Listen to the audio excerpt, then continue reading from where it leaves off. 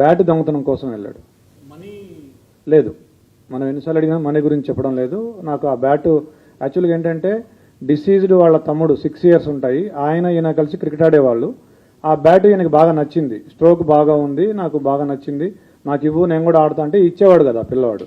So దాంతో నేను ఎట్లయినా దాన్ని సొంతం చేసుకోవాలనే ఆలోచనతో 2-3 daysగా ప్లాన్ చేస్తున్నాను చెప్పాడు దానికోసం. అతను చెప్పింది ఏంటంటే ఇంట్లో ఎవరు లేరు, నార్మల్గా వీళ్ళు ఏంటంటే ఇల్లు దగ్గరికి వేసి వెళ్తారట. సో అట్లానే ఇంటి బోల్ట్ దగ్గరికి పెట్టి ఉంటారు, ఆ దగ్గరికి వేసి ఉంటారని చెప్పేసి వెళ్ళాడు. సడన్గా పాప ఉంది, పాప ఉన్నా కానీ పాప అప్పుడు టీవీ చూస్తుంది, ఇతను వెనక నుంచి వెళ్ళాడు. అంటే అటువైపు తిరిగి చూస్తుంటే ఆ పాప వెనక నుంచి ఒకటే డోర్ ఉంది, వెనక నుంచి అంటే అదే డోరు, ఆ అమ్మాయి అటు తిరిగి ఉంది. ఇట్లా వెళ్ళి ఆ కిచెన్లో ఉంది బ్యాట్ తీసుకొస్తుంటే అప్పుడు ఆ అలికిడికి పాప చూసి దొంగ అని అరిచింది.